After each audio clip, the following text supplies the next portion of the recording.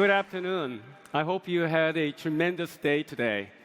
It's my honor to be here at the Web Summit to share some of our perspective on AI and data. But let me start with this beautiful city, Lisbon, and Portugal, the first globalized country. It turned out it's Portugal that brought chili pepper to Asia. Although it was found in Mexico, and it came all the way to Korea. And if you eat kimchi, which is supposedly a good food, you will see the chili pepper is all over. But I didn't realize until I came here that source of chili powder came through Portuguese. So thanks for that globalization, which happened several hundred years ago. Here we are.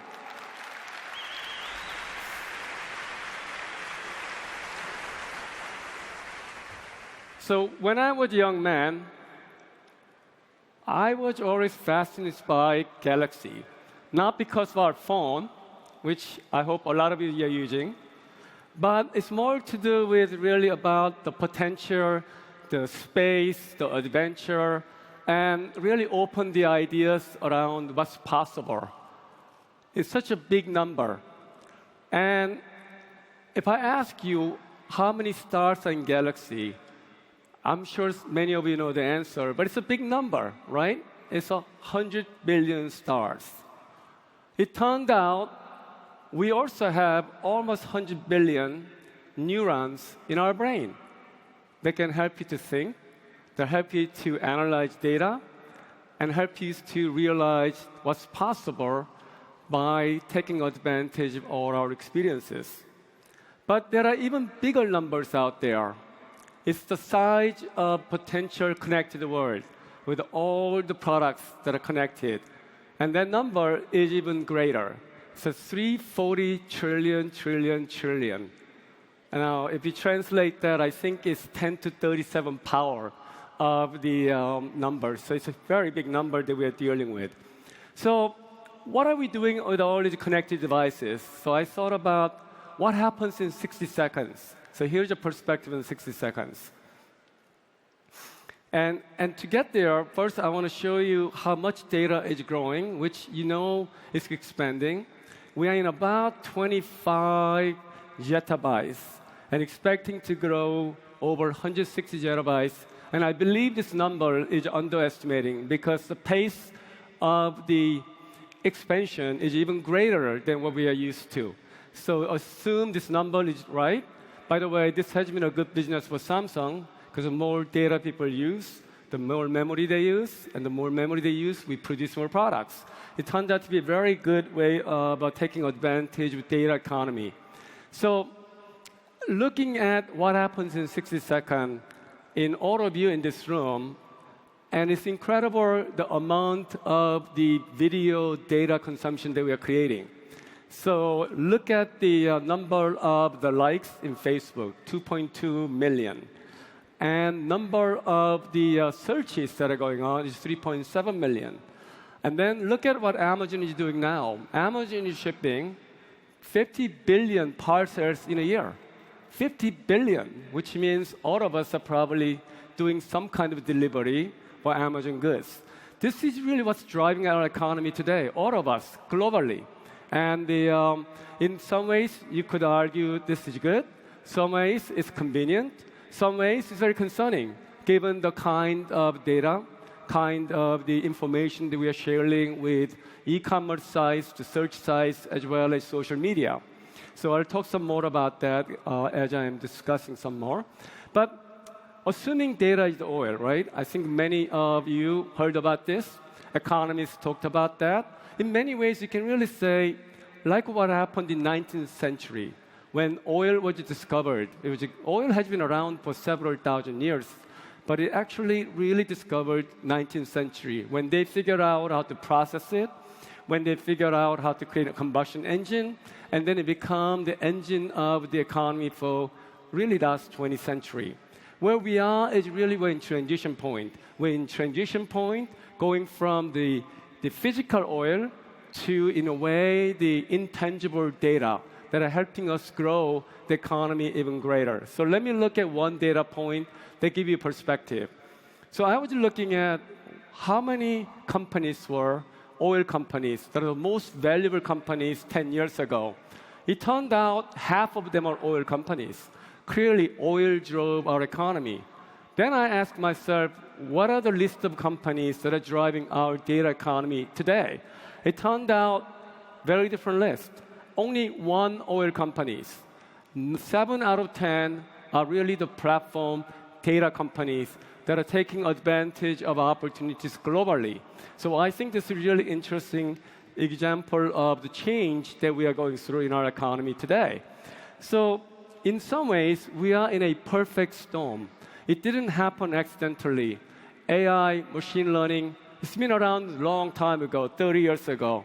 The two changes that happen that are most profound here is one, a lot more data. We're gathering a lot more data from many different places. Two, scalable, cheap compute. Those two combined, now you can be able to harness the data, and in turn, it can give you insight that we never had. And this is a change that's profound, and this is really a global opportunity for everybody in this room. It's not just for Chinese, it's not just for Americans. It is really a global opportunity because data is intangible. It can be anywhere in the market. You are connected, and the scalability and compute is available globally. So I think there is many opportunities you can disrupt the world here. So one of the things that really profound here is also amount of sensors that are becoming important. Because by having sensors, you can really go from physical world to digital world. It's a really translator about your actions, your walking, your motions, your driving, your acceleration, your height. All those things can be measured through your sensors. Through that, you can have a better mapping. Through that, you can have a better health tracking.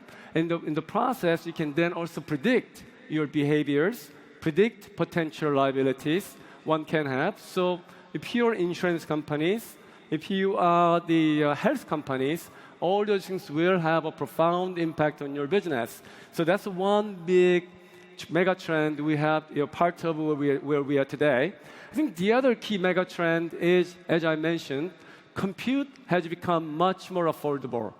The computer, the phone you have in your pocket today that you're taking picture of, that's already 40,000 times more powerful than the first phone that came out.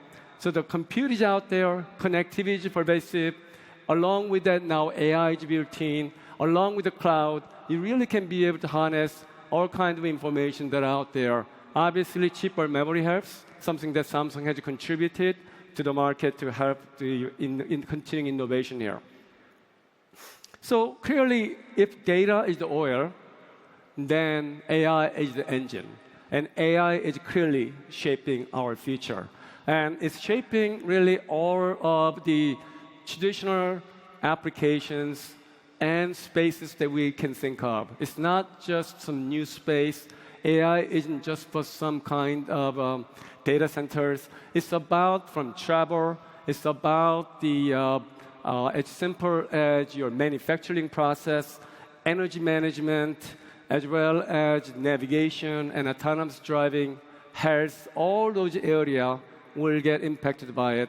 And we're happy that we are involved with some of European companies that are in this list, like Mapillary, as well as the Darktrace, that are doing security to ensure they can be able to using AI to be able to prevent intrusion that are happening in the web space in commercial applications. So these are some of great examples of area that we've been involved, and these are the companies out of Europe that we're very happy to get engaged. Now, having said that, I believe we have issues that we have to think through. And it's something that is really about my key theme of my speech today. It's about the ethics of AI. It's about data sharing, implication of data, and what it means to our lives. Is our people educated to prepare to address this challenge? Do we have the right education? Are we going to create more jobs or less jobs? Are we going to be more diversified, or are we going to be more narrowly defined AI? these are some of things that we have to think very carefully, and I don't have an answer for you other than as a tech leaders, as a companies that are responsible providing number of products around the world, we want to make sure that we have this journey in a responsible way. So the responsibility is with us, with you as a consumer, and with the government along with that as well. So we have to go through this journey. And I think the journey is going to be very drastic. It's going to be very hard. And there will be no obvious answers to this journey. And it's something that we have to deal with. So in many ways, I think it's really important, us as a tech entrepreneurs, leaders, playmakers, we got to have a purpose that can help us to really change and impact our lives. It's something that we believe that we have to do with our products and with our technology. So I'm going to pick 2 examples that I believe is really critical, and hopefully some of you will join me in addressing these challenges going forward. One of them is really healthcare. Clearly, this is an area that we are all concerned about. I don't know about Portugal, but I know the Korea and Japan are the fastest aging country in the world. Our population is growing less than 1, and we are the longest living country in the world. What that means is that we are going to have the population burden along with the aging burden that are all coming together. It'll be a challenge for society. How do you manage that with a proper budget? How do you be able to navigate that with technology? And this is an example of an area that we have to spend more energy and creating a progress here. So in some ways, I think that a biology-inspired technologist for a long time, when we said neuromorphic computing, really it's about being able to mimic our brain and being able to use many parallel computers like our neurons do, and be able to process that concurrently. In many ways, our neurons are still much more powerful. If you look at our brain, it consumes only 20 watts of power. Whereas if you think about the competition it had on Go, Master Go, that a Cambridge team put together, it required 167 servers to do it. That's a lot of power. So still, computers have a tough time keeping up with the human brain. But by understanding better about our brain, we have improved our AI, our computing, and I think you will see more and more of this trend that will continue. And obviously, technology also helped biology as well. And one of the things that are really helping us is really around what I call Moore's law, the cloud capabilities, the servers, and the connectivity. All those things helped to bring down, in a way, the advancement of medicine. And I'll talk some more about this as I'm talking about the Eram's law. How many of you heard of Eram's law? Not too many. Yeah, there's few. Eram's law basically is very simple. It's the really observation of how long it takes, how much it costs, develop new drugs. It turned out it takes twice longer. It turns out it costs twice as much as you creating new drugs going forward. Very different than business I'm used to. We're here to give you phone faster, lower power every year by advancement of semiconductor, advancement of modems, technologies, and battery technologies. Maybe I shouldn't say too loud about battery technologies. But I think after our key lessons, we have learned to improve our manufacturing process, so don't worry. So anyhow, Eram's law is really concerning. So in some ways, if you look at Eram's law, it really is about what it takes to really improve the cure. And it takes $2.5 billion to create new drugs to address our challenge. And the problem is all the low-hanging fruit is gone. So we have to go much higher challenges. How do we get there? It's a problem and it's an opportunity for many of you in this room. Because here comes really in some ways, how we see the humans. Life is, of course, organic. It's the bones, it's the muscles, it's the fiber. That's what makes us. But in some ways, we are also digital. With the progress in genome, now we have the four symbols that are representing A, T, C, G, representing all of us with 3 billion pairs of DNA sequencing. Now, along with that information, we think that we can be able to know a lot more about us going forward. So along with genome, along with your environmental information, phenome, as well as information around our blood, you can be able to make correlation between different diseases over time, and in the process, we believe we can learn much more about us. In the process, we can be able to diagnose, prevent, and be able to cure eventually over time. So that's really the idea behind this health area. And you can see, to do that, we need to have genome data that's available. When we first began, if you look at the first time we can be able to sequence the gene, it cost $100 million. Today, gene sequencing will cost you about $1,000. And tomorrow, it'll be $100. That's because of improvements in IT technology, compute, storage, and other materials that can help us to really bring down the cost of genomics. Along with that information, along with many other data around your body, your activities, your diseases, together, longitudinally over time, we can be able to help learn a lot more about us by having a data bank like this. It's something that I believe is something that are long-term, but we need to work on it. And I hope that we can all work together, trying to figure out ways to improve our health by creating a unified data that can be able to help us from genomes all the way to phenomes and other data types.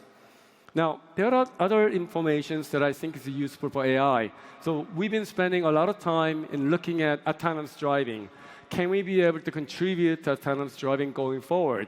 So the first question is, when will autonomous driving be ready? That question comes to me quite a bit. In fact, today at Reuters interview, they asked me that question. And I think the truth is, autonomous driving is a great vision. But today, it's really about safety. By having and developing sensors and technologies, we can make it much better, safer car driving experience. Along with that, I think over time, when we have prepared our ecosystem, and I'll give you an example of mobile phones. Smartphones did not happen overnight. As you know, Nokia began that even before Apple did. But at some point, smartphone became real. And part of that is really about ecosystem. It's about getting the right apps, right OS, right display, right batteries, right connectivity. These things all have to come together if you want to advance technology. Cannot be done by just one product alone. Same thing happens in what we call cars. The cars are going to become data appliances. It's going to require a lot of data. Today, it has about 500 gigabytes of data. Soon, it's going to be 50 terabytes. That's a lot of data. It's like having a data center moving. And the question, I think, is how do you make sure these cars are connected and being able to navigate? And you will see that in mobility, next generation, it have to work together with the ecosystem. You need to have the vehicle to vehicle, infrastructure to infrastructure, the road conditions and mapping software. They all have to together because we're talking about safety. And we're talking about the technologies that can make the difference between life and death. Also, the question is, who is going to make that critical decision? Is it AI? Can you teach the learning machine to teach all the scenarios? I don't think so. So at some point, you have to make a very tough decision between hitting maybe the person in front or bicycle on the right. And these are all the difficult challenges I think we have to go through in terms of ethics, in terms of regulation, in terms of infrastructure. For that reason, I believe in a limited area, we are going to have a deployment of autonomous driving, obviously with no pedestrians, no bicycles, in a planned city in China somewhere, absolutely possible. But in a full-scale autonomous driving in Lisbon, San Francisco, Seoul, it'll be really hard to do. So we have to be patient. But the technology will benefit because sensors, algorithms, cameras, radars, lidars, all those things, just like what happened to our smartphone, will continue to evolve. It'll become a better technology going forward.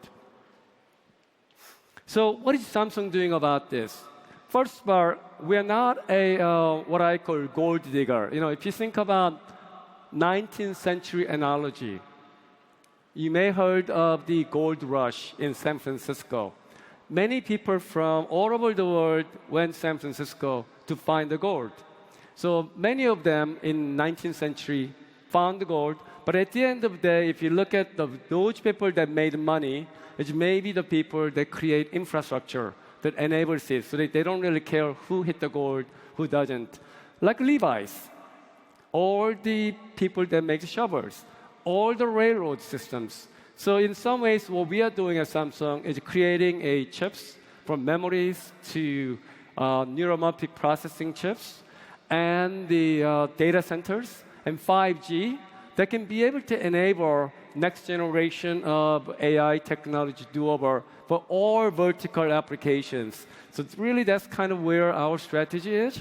And then being able to using our phones, our TVs, and others to make it more intelligent. So that's really our commitment, something that I think you are going to hear more about. In fact, tomorrow, we are doing Samsung Developer Conference in San Francisco, talk about this particular subject. So the opportunity, my last slide, really opportunity for all of us are very large. And first of all, I am convinced with the data, with AI, with kind of compute that we have, we can make big changes in our world. And all industry will be disrupted. And to me, all of you, that's an opportunity. Opportunity to gain, opportunity to replace, opportunity to make it more efficient. But same time, I think we have an obligation as technology leaders to make it responsible. They can be able to address what's right, what's not, and being able to not abuse our privilege. At Samsung, we try to make sure data belongs to you, not to us. And that's our commitment. Thank you very much.